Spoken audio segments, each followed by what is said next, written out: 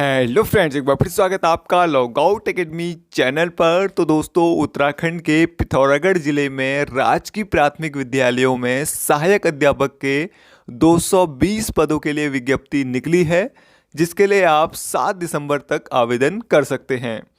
तो दोस्तों, आज की इस वीडियो में मैं आपको इस भर्ती से संबंधित सारी जानकारियां देने वाला हूं, जैसे कि इस भर्ती के लिए योग्यता क्या है, आयु क्या है, वेतन आपको कितना मिलेगा, कहाँ से आपको इस भर्ती का फॉर्म मिलेगा, कहाँ आपको वो फॉर्म जमा करना है और कैसे भरना है आपको ये फॉर्म। इसकी सारी जानकारी आपको इस वीडियो में मिलने वाली है। तो दोस्तों, वीडियो को शुरू से लास्ट तक जरूर देखें, जिससे कि आप कोई भी इंफॉर्मेशन मिस ना कर पाएँ। तो दोस्तों, वीडियो शुरू करने से पहले मैं आपको बता दूं कि इससे पहले मैं चमोली जनपद और अल्मोड़ा जनपद में निकले सहायक अध्यापकों के पदों के बारे में संपूर्ण जानकारी दे चुका हूं। तो दोस्तों, अगर आप भी इन जनपदों से अप्लाई करना चाहते हैं तो अप्लाई कर सकते हैं। वीडियो का लिंक नीचे डिस्क्रिप्शन में दिया हुआ है, वहां जाके आप वो वीडियो देख सकते हैं। उसमें सारी जानकारी दी गई है चमोली जनपद और अल्मोड़ा जनपद में निकले सहायक अध्यापक के पदों के बारे में। तो दोस्तों, अब आइए बात करते हैं पिथौरागढ़ जनपद में निकले सहायक अध्यापकों की विज्ञप्ति के बारे में। तो दोस्तों, विज्ञप्ति आपकी स्क्रीन पर है, जैसा कि आप देख रहे हैं। कार्यालय जिला शिक्षा अधिकारी प्रारंभिक शिक्षा पिथौरागढ़, निदेशक प्रारंभिक शिक्षा उत्तराखंड देहरादून के कार्यालय प्रतांक संख्या दिनांक 9/11/2020 के अनुपालन में उत्तराखंड राजकीय प्रारंभिक शिक्षा अध्यापक संशोधन सेवा नियमावली 2012 यथा संशोधित सेवा नियमावली 2019 में निहित प्रावधानों के अधीन जनपद पिथौरागढ़ के दुर्गम क्षेत्र में स्थित राजकीय प्राथमिक विद्यालयों में सहायक अध्यापक ग्रेड 3 वेतनमान 35,400 से 11,24,00 लेवल 6 के पदों पर नियुक्ति हेतु पात्र अभ्यर्थियों से आवेदन पत्र आमंत्रित किए जाते हैं। और दोस्तों, जो पद हैं यहाँ पे 220, उन पदों को कैटेगरी वाइज यहाँ पे डिवाइड भी किया गया है, वो भी हम एक बार देख लेते हैं। तो यहाँ पे जो अनारक्षित वर्ग है उसकी जो पोस्ट है यहाँ पे टोटल वो है 117, जिसमें से 69 जो पद हैं वो सामान्य के लिए हैं, 35 पद उत्तराखंड महिलाओं के लिए, 6 पद भूतपूर्व सैनिकों के लिए और 5 पद दिव्यांगजनों के लिए और 2 पद यहाँ पे हैं स्वतंत्रता संग्राम सेनानी के लिए। ठीक हो गया।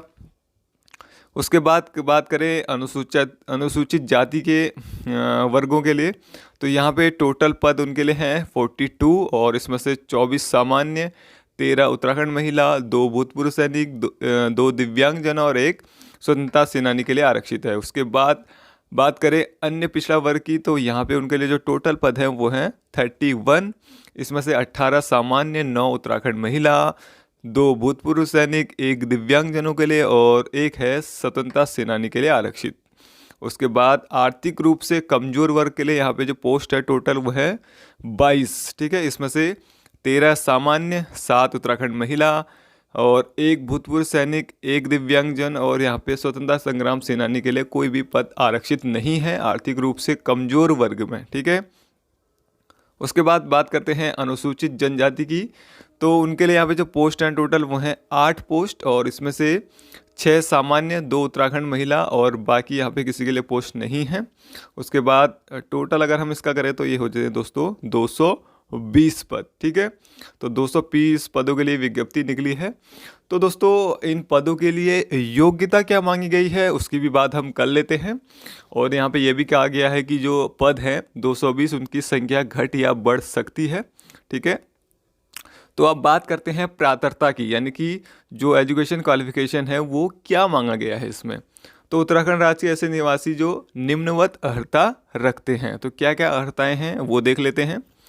तो दोस्तों, अर्हताएं सेम रहती हैं, जैसे मैंने आपको पिछली वीडियो में बताया था चमोली जनपद और अल्मोड़ा जनपद में। तो उसी प्रकार से जो एजुकेशन क्वालिफिकेशन मांगा गया है उसी प्रकार से इसमें भी मांगा गया है, इसमें कोई बदलाव नहीं होता है। ठीक है, फिर भी इसको हम थोड़ा देख लेते हैं। तो सबसे पहले यहाँ पे कहा गया है भारत में विधि द्वारा स्थापित विश्वविद्यालय से स्नातक की उपाधि, परंतु यह कि सहायक अध्यापक प्राथमिक के पद हेतु भर्ती हेतु विज्ञप्ति पदों में 50% विज्ञान एवं 50% विज्ञानेतर के होंगे। तो दोस्तों, इसमें ये होता है कि जो यहाँ पे 220 पद हैं, इसमें से जो आधे पद हैं, ठीक है, यानी कि 50% जो पद हैं वो साइंस साइड से स्नातक की उपाधि करने वालों को मिलते हैं, और 50% जो पद हैं वो आर्ट साइड से स्नातक की उपाधि प्राप्त करने वालों को मिलते हैं। ठीक है, और उसमें से भी विज्ञान विषय के पदों के अंतर्गत 40% पद स्नातक स्तर पर भौतिक विज्ञान गणित से विज्ञान स्नातक उत्तीर्ण अभ्यर्थी हेतु, और 40% पद स्नातक स्तर पर रसायन विज्ञान, वनस्पति विज्ञान, जंतु विज्ञान विषय से विज्ञान उत्तीर्ण अभ्यर्थी एवं 20% पद ऐसे स्नातक योग्यताधारी अभ्यर्थियों जो उक्त विषयों से इतर अन्य विषयों से विज्ञान स्नातक हैं अथवा जिनके द्वारा डीएलएड प्रवेश परीक्षा विज्ञान वर्ग के अंतर्गत उत्तीर्ण की है हेतु आरक्षित रहेंगे। और दोस्तों इसमें यह भी है कि जो 50% पद हैं विज्ञानेतर वर्ग में, उसमें से 40% जो पद हैं, 40% पद उनके लिए होंगे जिन्होंने भौतिक विज्ञान और गणित से क्या करा है, स्नातक की जो परीक्षा है वो पास करी है, और 40% पद उनके लिए होंगे जिन्होंने रसायन विज्ञान, वनस्पति विज्ञान और जंतु विज्ञान से स्नातक उत्तीर्ण किया है। बाकी जो बचे 20% वो उन अभ्यर्थियों के लिए होंगे जिन्होंने इन सब्जेक्टों से इतर यानी कि अलग किसी भी सब्जेक्ट से स्नातक की परीक्षा जो है वो पास की है। ठीक है, अब देखते हैं विज्ञानोत्तर विषय के पदों के अंतर्गत 15% पद अंग्रेजी भाषा के लिए और 15% पद हिंदी भाषा के लिए यहाँ पे होंगे। और हिंदी भाषा के लिए स्नातक स्तर पर हिंदी मुख्य विषय होना चाहिए, और उसके साथ इंटर स्तर पर आपकी संस्कृत होनी चाहिए, यानी कि संस्कृत एक विषय के रूप में होना चाहिए। ठीक है, तो जो विज्ञानेतर के पद हैं 50%, उसमें से 15% जो पद हैं, ठीक है, उसमें से 15% अंग्रेजी भाषा के लिए होते हैं। और इसमें ये कहा गया है कि अंग्रेजी विषय के लिए अप्लाई करने के लिए आपके पास स्नातक स्तर पर अंग्रेजी जो है वो मुख्य विषय के रूप में होना चाहिए, और जो हिंदी भाषा के लिए अप्लाई करेंगे हिंदी के पद के लिए उनकी स्नातक स्तर पर हिंदी मुख्य विषय होना चाहिए, और इंटर में उनकी क्या होनी चाहिए, संस्कृत होनी चाहिए। ठीक है, और बाकी बचे 70% पद वो अन्य मानविकी वर्ग के अन्य विषय से स्नातक योग्यधारियों अथवा ऐसे अभ्यर्थी जिनके द्वारा डीएलएड प्रवेश परीक्षा विज्ञानेतर वर्ग के अंतर्गत उत्तीर्ण की है हेतु आरक्षित होंगे। ठीक हो गया, आगे देखते हैं। आगे इसमें कहा गया है कि उत्तराखंड शासन कार्मिक एवं सतर्कता अनुभाग के कार्यालय ज्ञापन संख्या 59 दिनांक 7/2/2019 के अनुसार उत्तराखंड लोक सेवा आयोग की परिधि के अंतर्गत तथा लोक सेवा आयोग की परिधि के बाहर समूह गौ के सीधी भर्ती के पदों पर भर्ती हेतु आवेदन करने के लिए वही अभ्यर्थी प्राप्त होगा जिसने अपनी हाई स्कूल और इंटरमीडिएट एवं इसके समकक्ष स्तर की शिक्षा उत्तराखंड राज्य में स्थित मान्यता प्राप्त संस्थानों से की हो। ठीक है, तो वही लोग इनके लिए अप्लाई कर सकते हैं जिन्होंने अपनी हाई स्कूल और इंटरमीडिएट की जो परीक्षा है वो किसी भी उत्तराखंड के मान्यता प्राप्त संस्थान से की हो, वो इसके लिए अप्लाई कर सकते हैं। ठीक है, और साथ ही मैं देख रहा हूँ कई जो स्टूडेंट्स हैं वो ये सवाल भी पूछ रहे हैं कई लोग कि वो एक जनपद के अलावा क्या दूसरे जनपद से भी इन फॉर्म के लिए जो हैं जो ये पोस्ट निकली हैं सहायक अध्यापक की वहाँ अप्लाई कर सकते हैं। तो दोस्तों उनसे मैं कहना चाहता हूँ कि आप किसी भी जनपद में सहायक अध्यापक की पोस्ट निकली है तो आप अप्लाई कर सकते हैं। आपका जो एम्प्लॉयमेंट ऑफिस में जो है रजिस्टर होना चाहिए, यानी कि आपका नाम जो रोजगार कार्यालय में है वहाँ पे होना चाहिए। ठीक है, कहीं पे भी। ठीक है, तो आप किसी भी जनपद से इन पदों के लिए आवेदन कर सकते हैं। ठीक है, तो लगातार प्रत्येक जनपद में ये पद निकलने हैं, पूरे 13 जनपदों में ये पद निकलेंगे, तो आप किसी भी जनपद में सहायक अध्यापक के पदों के लिए आवेदन कर सकते हैं। ठीक हो गया, अगला यहाँ पे है परंतु यह कि सैनिक अर्धसैनिक बलों में कार्यरत तथा राज्य सरकार द्वारा उसके अधीन स्थापित किसी राजकीय अर्धशासकीय संस्था में नियमित पदों पर नियमित रूप से नियुक्त कर्मियों एवं केंद्र सरकार अथवा केंद्र सरकार के सार्वजनिक उपक्रमों के नियमित पदों पर नियमित रूप से उत्तराखंड में कार्यरत ऐसे कर्मी जिनकी सेवाएं उत्तराखंड के बाहर स्थानांतरित नहीं हो सकती हों तथा राज्य के स्थायी निवासी जो आजीविका हेतु राज्य से बाहर निवासित हैं तथा स्वयं उनके पुत्र पुत्री समूह के पदों हेतु आवेदन पात्र होंगे। राज्य के किसी भी जिला शिक्षा एवं प्रशिक्षण संस्थान, जिला संसाधन केंद्र से प्रारंभिक शिक्षा शास्त्र में डिप्लोमा, द्विवर्षीय डिप्लोमा, डीएलएड प्रशिक्षण जैसे पूर्व में उत्तराखंड राज्य में बीटीसी के नाम से जाना जाता था। तो आपके पास डीएलएड क्या यहाँ पे डिग्री होनी चाहिए और उसके साथ साथ डीएलएड वाले इसके लिए अप्लाई कर सकते हैं, और साथ ही डीएलएड जो 4 वर्षीय होता है वो भी आवेदन कर सकते हैं, बीएलएड वाले आवेदन कर सकते हैं, और 50% अंकों के साथ स्नातक स्तर पर एनसीटी द्वारा मान्यता प्राप्त संस्थान से जिन्होंने बीएड करा हो, शिक्षा शास्त्र में विशेष शिक्षा में द्विवर्षीय डिप्लोमा करा है, वो भी इन पदों के लिए आवेदन कर सकते हैं। किंतु यहाँ पे कहा गया है, किंतु इस प्रकार कक्षा 1 से 5 तक पढ़ाने के लिए अध्यापक के रूप में नियुक्ति व्यक्ति को प्राथमिक शिक्षक के रूप में नियुक्त होने के 2 वर्ष के अंतराल एनसीटी द्वारा मान्यता प्राप्त प्राथमिक शिक्षा में 6 महीने का ब्रिज कोर्स आवश्यक रूप से करना होगा। तो अगर आपका यहाँ पे सिलेक्शन हो जाता है तो 2 साल के अंदर आपको 6 महीने का एक ब्रिज कोर्स करना होगा, ठीक है। उसके बाद यहाँ पे कहा गया है राष्ट्रीय अध्यापक शिक्षा परिषद द्वारा निरूपित मार्गदर्शी सिद्धांतों के अधीन राज्य सरकार केंद्र सरकार द्वारा आयोजित अध्यापक पात्रता परीक्षा फर्स्ट उत्तीर्ण होना आवश्यक है। मूल अंक पत्र प्रस्तुत करने पर ही नियुक्ति पत्र निर्गत किया जाएगा। तो आपका यूटेट या सीटेट फर्स्ट वाला जो है वो क्लियर होना चाहिए, तभी आप इसके लिए अप्लाई कर पाएंगे। आगे है सहायक अध्यापक प्राथमिक के पदों हेतु आवेदन करने वाले अभ्यर्थियों का नाम उत्तराखंड राज्य के किसी भी सेवाजन कार्यालय में प्रकाशित विज्ञप्ति में आवेदन करने की अंतिम तिथि से पूर्व पंजीकृत नवीकृत होना अनिवार्य है, ठीक है।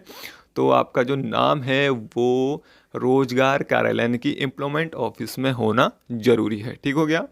आगे इसमें कहा गया है आरक्षित वर्गों को अभ्यर्थियों तथा अन्य ऐसी श्रेणियों के अभ्यर्थियों को आरक्षण भर्ती के समय प्रवृत्त सरकार के सनादेशों के अनुसार अनुमेय होगा। अब बात करते हैं यहाँ पे आयु की, आयु कितनी यहाँ पे मांगी गई है। तो अभ्यर्थी की आयु 1 जुलाई 2020 से यहाँ पे ली जाएगी, और आयु जो है वो 21 वर्ष से कम और 42 वर्ष से अधिक नहीं हो, ठीक है। जो आरक्षित वर्ग हैं कैटेगरी के जो हैं उनको नियमानुसार छूट यहाँ पे दी जाएगी। आगे है राज्य अंतर्गत किसी राजकीय प्राथमिक विद्यालय में सहायक अध्यापक प्राथमिक के पद पर कार्यरत अभ्यर्थी पुनः आवेदन हेतु अर्ह नहीं होंगे। तो दोस्तों जो अभी कोई भी अभ्यर्थी अगर है पहले से वो प्राथमिक विद्यालय में सहायक अध्यापक के पद पर नियुक्त है तो वो इसके लिए दोबारा से आवेदन नहीं कर सकता है, ठीक है। उच्च नियुक्तियां माननीय उच्च न्यायालय नैनीताल में योजित रीट याचिका संख्या जो ये है एवं अन्य में माननीय उच्च न्यायालय द्वारा पारित होने वाले अंतिम निर्णय के अधीन रहेगी। अंतिम तिथि की यहाँ पे बात कर लेते हैं, कब आपको फॉर्म भर के जमा करना है। पूर्ण रूप से भरे हुए आवेदन पत्र पंजीकृत स्पीड पोस्ट डाक द्वारा दिनांक 7 दिसंबर 2020 शाम 5 बजे तक अधोहस्ताक्षरी के कार्यालय में स्वीकार किए जाएंगे। नियत तिथि एवं समय के पश्चात कोई भी आवेदन पत्र स्वीकार नहीं किया जाएगा। साधारण डाक, कोरियर, दस्ती आवेदन पत्र किसी भी दशा में स्वीकार नहीं होंगे। तो दोस्तों आपको फॉर्म भर के सारे डॉक्यूमेंट उसके साथ लगा के उसको स्पीड पोस्ट करना है, और किसी भी माध्यम से आपका जो आवेदन पत्र है वो स्वीकार नहीं किया जाएगा। केवल स्पीड पोस्ट के माध्यम से ही आवेदन पत्र आप भेज सकते हैं, और उसकी लास्ट डेट है 7 दिसंबर 2012 शाम 5 बजे तक आपका जो फॉर्म है वो वहाँ कार्यालय में पहुँच जाना चाहिए, ठीक हो गया।